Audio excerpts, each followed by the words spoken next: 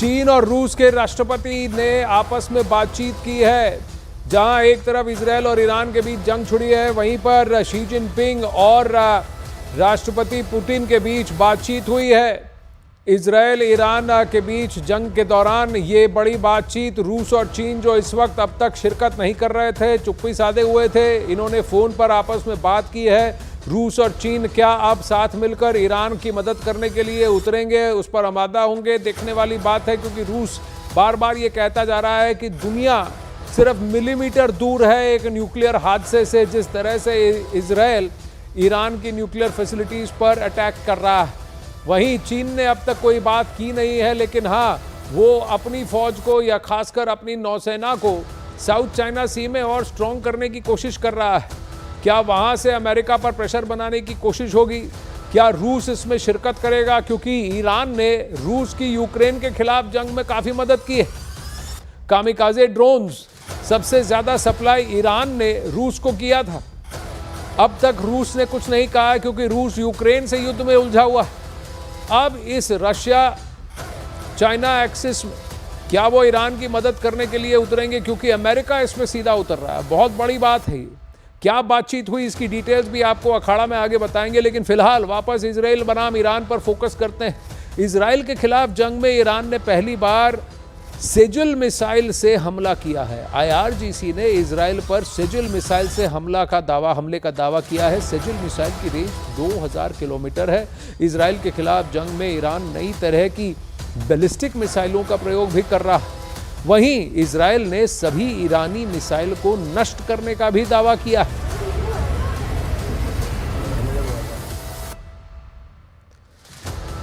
और इजराइल के साथ जारी जंग में यह पहली बार है जब ईरान ने अपने ब्रह्मास्त्र माने जाने वाली सेजुल मिसाइल का प्रयोग किया है।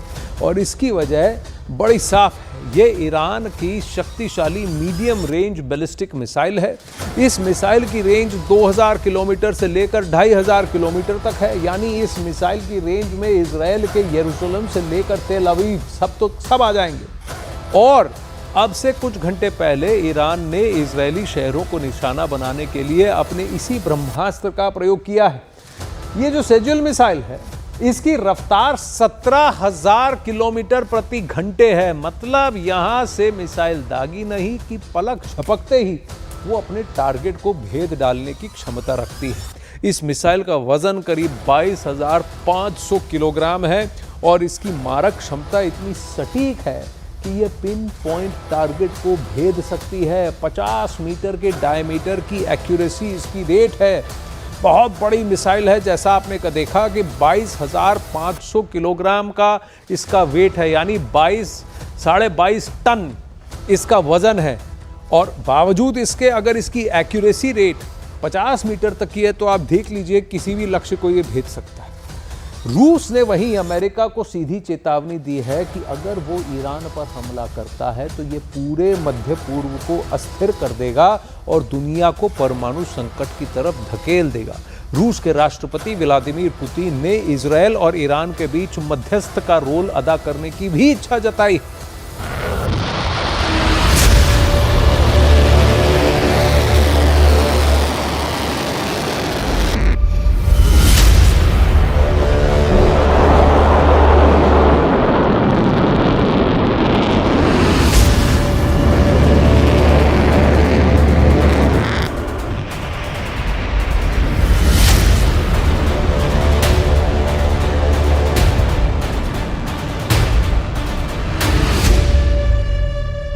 रूस की अमेरिका को कड़ी चेतावनी।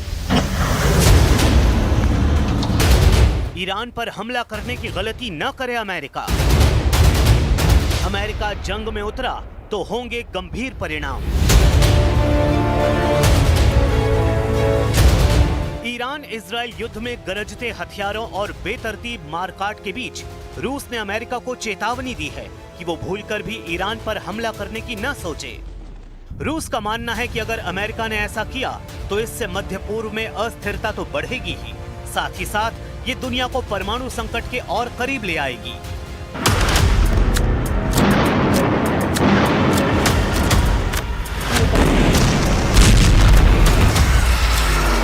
रूस ने खासतौर पर इजराइल के ईरान की परमाणु सुविधाओं पर हमला किए जाने पर चिंता जताई है और इसे वैश्विक परमाणु संकट की ओर ले जाने वाला कदम बताया है। रूस खुद भी ईरान इजराइल युद्ध में तटस्थ बना हुआ है। वो ना तो इस संघर्ष में सैन्य रूप से शामिल होना चाहता है और ना ही किसी भी पक्ष को सीधे तौर पर समर्थन देना चाहता है। रूसी उप विदेश मंत्री सेर्गेई ryabkov ने अमेरिका को सीधी चेतावनी दी है कि ईरान पर हमला पूरे मध्य पूर्व को अस्थिर कर देगा। अगर अमेरिका ने ईरान में सीधा हस्तक्षेप किया तो ये पूरे मध्य पूर्व को हिला देगा। मॉस्को ने वॉशिंगटन से ईरान में सीधे दखल देने से बचने की अपील की है। रूस की विदेश मंत्रालय की प्रवक्ता मारिया ज़खारोवा ने इजराइल द्वारा ईरान की परमाणु सुविधाओं पर हमलों को वैश्विक आपदा की ओर ले जाने वाला कदम बताया। इस हमले से दुनिया और परमाणु संकट के बीच मिलीमीटर की दूरी रह गई है। न्यूक्लियर फैसिलिटीज पर हमले हो रहे हैं। अंतर्राष्ट्रीय परमाणु एजेंसी ने इस नुकसान की पुष्टि की है। पूरी दुनिया कहां है पर्यावरणविद और वैश्विक समुदाय? क्या उन्हें लगता है कि रेडिएशन की लहरें वहां नहीं पहुंचेंगी? याद कीजिए 2011 में जापान के फुकुशिमा परमाणु हादसे में क्या हुआ था।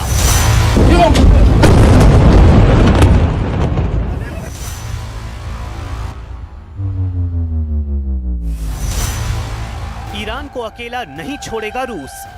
रूस ईरान का पुराना सहयोगी है। ऐसे में इजराइल और अमेरिका के हाथों ईरान की बर्बादी रूस को कबूल नहीं है। रूस के राष्ट्रपति व्लादिमीर पुतिन ने साफ कर दिया है कि किसी भी हालत में ईरान को अकेला नहीं छोड़ेगा। У нас очень добрые отношения с Ираном. Мы могли бы продолжить эту работу и обеспечить их интересы в этой сфере. Я сейчас не буду вдаваться в детали, их много. И все эти детали нами обсуждались как с израильской стороной, как с американской, так мы определенные сигналы подали и иранским нашим друзьям. खामेनेई की चिंता में उड़ी पुतिन की नींद।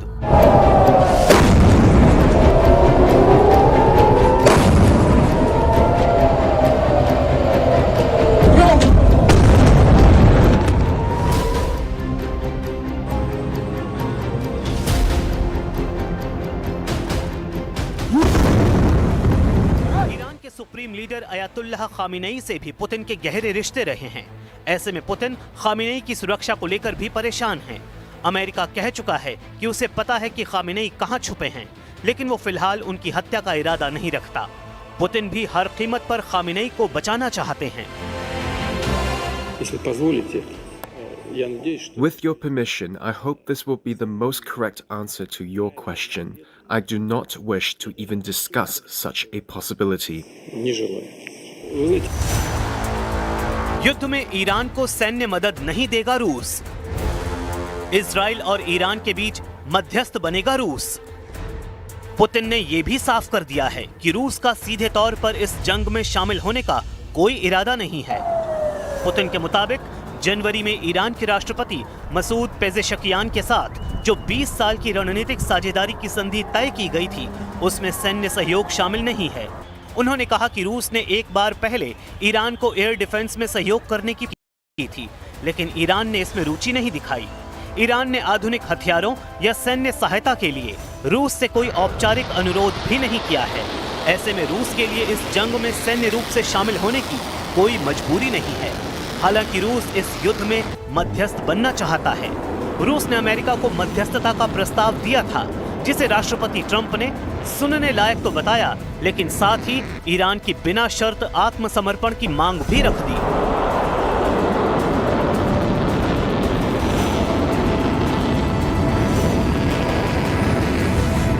В этой связи, мне кажется, было бы правильным всем вместе поискать пути прекращения боевых действий и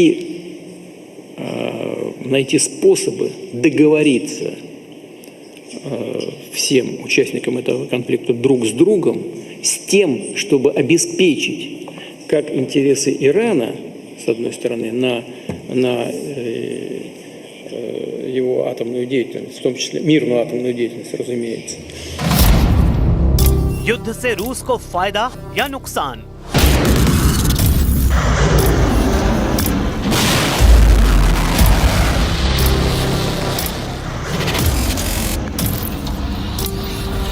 जानकारों का कहना है कि इजराइल ईरान संघर्ष मध्य पूर्व में रूस के हितों को नुकसान पहुंचा सकता है। सीरिया में बशर अल असद के पतन के बाद रूस ईरान के रूप में अपना एक और साथी खोना नहीं चाहता, लेकिन सच्चाई ये भी है कि इजराइल और ईरान के बीच खुली कड़वाहट से रूस को अप्रत्यक्ष रूप से फायदा भी मिल सकता है। ऐसे में रूसी तेल की कीमतें बढ़ना, चीन में रूसी तेल की मांग में इजाफा होना और अमेरिका का फोकस यूक्रेन से हटना शामिल है। अब वहीं ईरान और इजरायल के बीच बीते दिनों से 6 दिनों से लड़ाई जारी है। पहली बार ईरान ने इजरायल पर मीडियम रेंज सेजुल बैलिस्टिक मिसाइल का प्रयोग किया है। आपको इजरायल और ईरान से जुड़े 10 अपडेट जल्दी से बता देते हैं। सबसे पहली बात, इजरायल ने तेहरान में सैन्य ठिकानों पर फिर से हमला किया। इजरायल ने 3 और ईरानी मिलिट्री हेलीकॉप्टर्स तबाह किए हैं। ईरान में खमनेई परिवार के ठिकानों पर हमले का दावा भी सामने आया है। ईरानी सुप्रीम लीडर आयतुल्लाह खमनेई बोले सरेंडर नहीं करेंगे। 5वां अपडेट यह है कि ईरान का पलटवार भी आया है कि पहली बार सेजुल मिसाइलें दागी गई हैं।